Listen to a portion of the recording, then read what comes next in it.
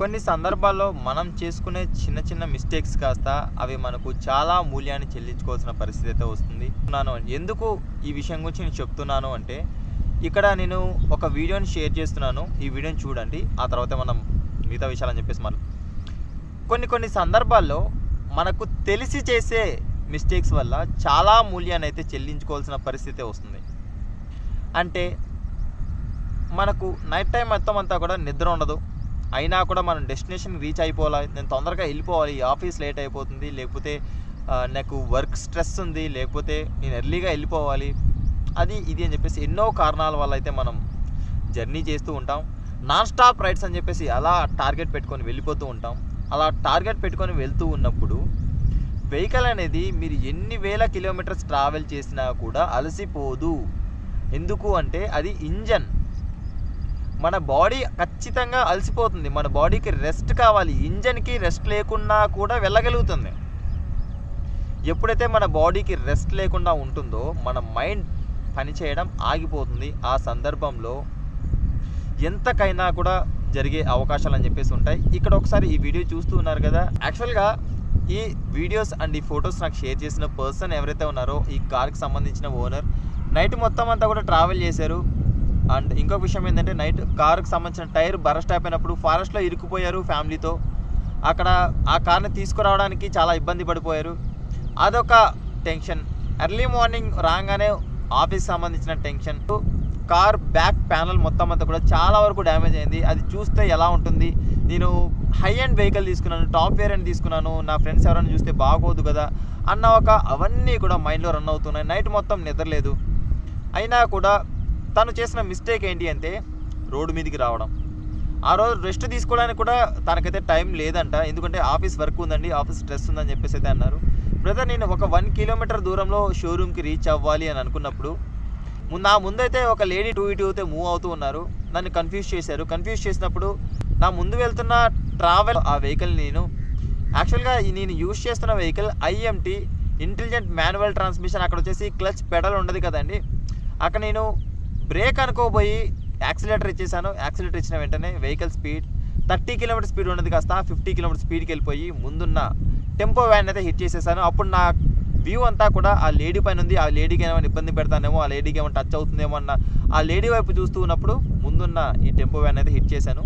అది హిట్ చేసిన తర్వాత ఈ బిల్ట్ క్వాలిటీ అని చెప్పేసి నాకైతే నచ్చలేదండి. ఎందుకు అంటే 40 to 50 కిలోమీటర్ స్పీడ్లో హిట్ చేసినప్పుడు మినిమం టు మినిమం ఆ కార్ అని చెప్పేసి ఓకే, బంపర్ అనేది ప్లాస్టిక్ సంబంధించింది కాబట్టి మనకు బెండ్ అయిపోతుంది. ఇక్కడ ఒకసారి నేను ఆ వెహికల్ పర్చేస్ చేసేప్పుడు దాన్ని నాక్ చేసి చూశాను. అక్కడ నాకు క్వాలిటీ బాగుందని చెప్పేసి అయితే అనుకున్నానండి. అయినా కూడా ఇక్కడ ఈ ఇన్సిడెంట్ జరిగిన తర్వాత అర్థమైంది దీని యొక్క బిల్ట్ క్వాలిటీ ఎంత పూరో అని చెప్పేసి. ఆ వెహికల్కి సంబంధించిన ఓనరే నాతో పాటు షేర్ చేసుకున్నారు. వారికి సంబంధించిన వీడియో, ఇన్సిడెంట్ ఎలా జరిగిందని, వారు ఏదైతే ఆ ఇన్సిడెంట్కి సంబంధించిన ఆడియో ఉందో వారే నాతో పాటు కూడా షేర్ చేసుకున్నారు. ఆ ఆడియోను కూడా వారి పర్మిషన్తో అయితే నేను మీకు అందిస్తున్నాను, ఒకసారి వినండి. హాయ్ ఫ్రెండ్స్, నేను కియా సోనెట్ రిలీజ్ అయిన నెక్స్ట్ వీక్ డెలివరీ తీసుకున్నాను. నేను కియా సోనెట్ తీసుకోవడానికి కారణం, నేను బయట కంట్రీస్లో ఉన్నప్పుడు కియా కార్ క్వాలిటీ అనేది చాలా బాగుంది. నేను ఫ్రెండ్స్ కార్ నడిపి చూశాను. సో అలానే ఉంటుంది అనుకుని నేను తీసుకున్నాను. బట్ క్వాలిటీ అనేది చాలా డిఫరెన్స్ ఉంది బయట కంట్రీస్కి. ఐ మీన్ క్వాలిటీ అంటే బిల్డ్ క్వాలిటీ. సో బయట కంట్రీస్లో చూసినప్పుడు బండి చాలా స్ట్రాంగ్ ఉన్నది. దాని బేసిస్ తీసుకున్నాం. నేను తీసుకున్నటానికి క్రాష్ టెస్ట్ రేటింగ్ ఏమీ లేదు. అండ్ బాడీ టచ్ చేసి చూసిన ఫీల్ మాత్రం గట్టిగా అనిపిస్తుంది. బట్ రియాలిటీ వచ్చి నాకైన యాక్సిడెంట్ ఒక 40 to 50 కిలోమీటర్స్ అవర్లో టెంపోని హిట్ చేయడం జరిగింది బై మిస్టేక్. నాదే. కానీ ఓకే, నాకైతే ఏం కాలేదు. టైంలో డిప్లాయ్ అయినాయి, అంతా బాగానే ఉంది. బట్ డ్యామేజ్ అనేది చాలా ఎక్కువగా ఉంది వెహికల్ది. Almost okay 40 to 50 is okay.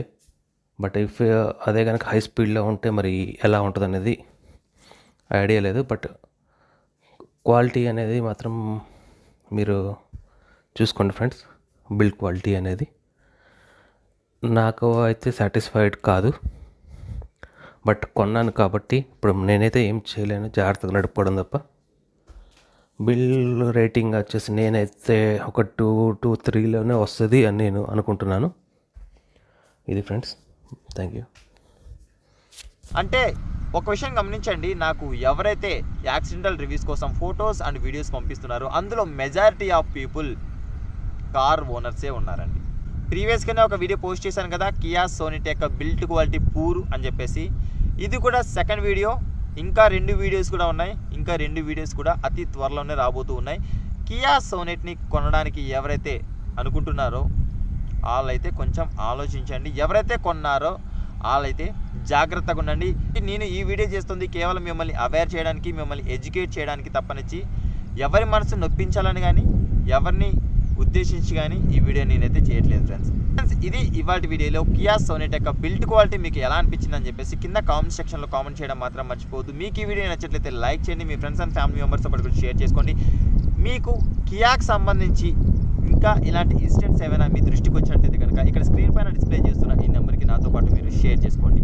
Thanks for watching. By by. Seat belt ధరించండి, హెల్మెట్ ధరించండి, సురక్షితంగా ప్రయాణించండి, ఆంబులెన్స్కి దారి ఇవ్వడం మాత్రం మర్చిపోవద్దు. Please don't drunk and drive. బోలో భారత్ మాతాకి.